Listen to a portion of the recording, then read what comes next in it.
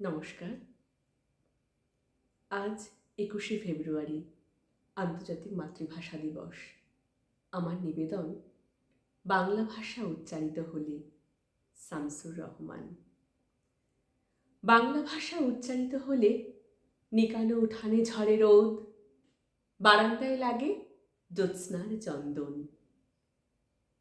বাংলা ভাষা উচ্চারিত হলে অন্ধ বাউলের একতারা বাজে, উদার গৈরিক মাঠে, খোলা পথে, উত্তাল নদীর বাঁকে বাঁকে।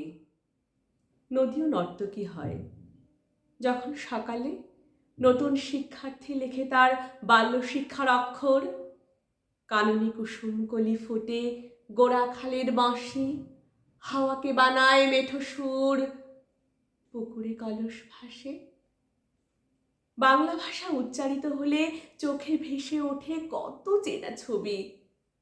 মা আমার দোলনা দুলিয়ে কাটছেন ঘুম পাড়ানিয়া ছড়া কোন সে সুদূরে, সত্তা তার আশা বড়ি। নানি বিষাদ সিন্দুর স্পন্দে দুলে দুলে রমজানি সাজে ভাজেন ডালের বড়া। আর ২১এর প্রথম প্রভাত ফেরি, অলৌকিক ভোর। নমস্কার।